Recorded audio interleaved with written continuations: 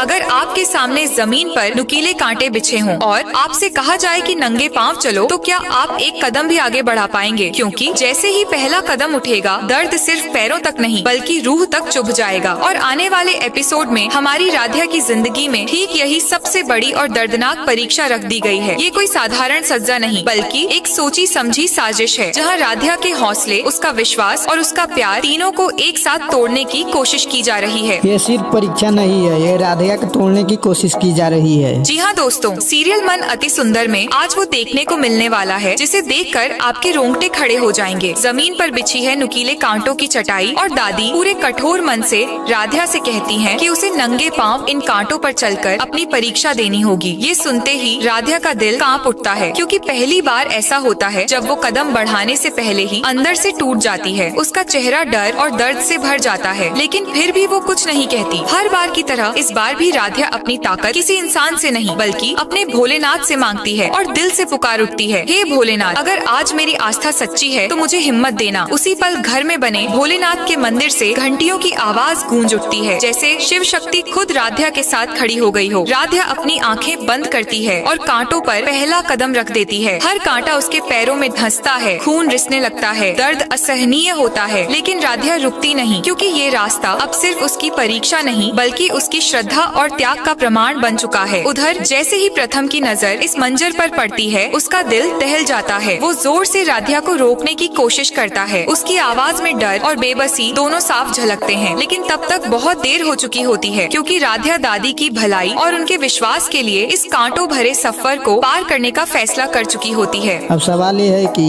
क्या इस दर्द के बाद भी राधिका को इंसाफ मिलेगा? हर कदम के साथ उसका दर्द बढ़ता जाता है, लेकिन उसका विश्वास उससे भी ज्यादा मजबूत होता चला जाता है। ये पल सिर्फ राध्या के पैरों की परीक्षा नहीं बल्कि पूरे परिवार के लिए एक आईना बन जाता है कि सच्चा प्यार, सच्ची आस्था और सच्चा त्याग क्या होता है। अब आने वाला एपिसोड भावनाओं, आस्था और दर्द की उस हद तक जाएगा जहां फैसला सिर्फ रिश्तों का नहीं बल्कि इंसानियत का भी होगा, और यहीं से कहानी एक ऐसे मोड़ पर पहुंचेगी जिसे कोई भूल नहीं पाएगा।